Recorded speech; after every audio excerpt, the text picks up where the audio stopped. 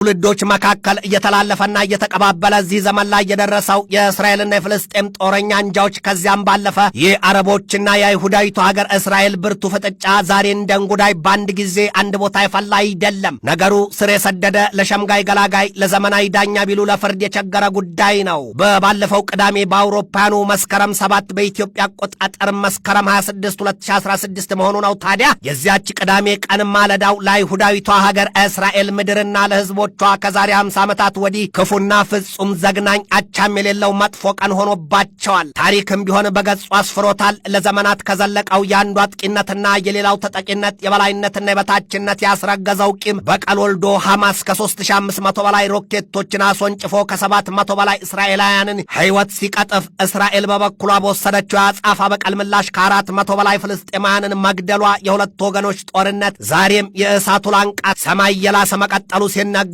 በዚያ የሐማስ ዘግናኝ ጥቃት በጣም በርካታ ዜጎችን አጥቻለሁ ስትል የእስራኤል የቅርብና ሁነኛ ወዳጅና አጋሯ ሀገር አሜሪካ የበቀል እርምጃ ይሰላላት ዘንድ ህልቆ መሳፍርት የሌላቸውን የጦር አውሮፕላኖቿንና የጦር መርከቦቿን ወደ መካከለኛው ምስራቅ መላኳን አስታውቃለች። ለዚያ የፍልስጤሙ ጦረኛ እንጂ ሐማስ የበቀል ጥቃት ወሳኙን ድጋፍና እገዛ ያደረገችው ደግሞ ኢራን መሆኗ ተገልጧል። ምንም እንኳን ኢራን ከደሙ ንጹህ ነኝ ብትልም የሐማስና የሂዝቦላ ከፍተኛ አመራሮች በሰጡት ማብራሪያ ደግሞ ዕድሜውንም ምስጋናውንም ለኢራን ይሁን ኢራን ትውሰደውን ያሉት ለዚህ ድል አብቅታናለችና ሲሉ ዘ ዎል ስትሪት ጆርናል ባሰራጨው የዛሬ ዘገባው ባለፈው ሰኞ የዛሬ ሳምንት መሆኑ ነው የኢራን የጸጥታ ባለስልጣናትና እኒያ ሐማስና ሂዝቦላ አፍላፍ ገጥመው ቤይሩት ውስጥ መምከራቸውንም የገለጠው። በዚያ ጉባኤ ላይ ነው እንግዲህ ኢራን ለሐማስ በልበላው የሚል አረንጓዴ መብራት ያሳየችው የተባለው። የዚያ መረጃ ምንጮች እንዳስታወቁት የኢራን አብዮታዊ ዘብ ኃይል ከፍተኛ አዛዦች ከሐማስና ከሂዝቦላ ጋር መሳ ለመሳ ሆነው ከባለፈው ነሐሴ ወር ወዲህ በተለይም በአየር በባህርና በየብስ ተምዘግዝገው የእስራኤልን ቅስም የሚሰብሩና ልቧን አኮላሽተው የሚያመክኑ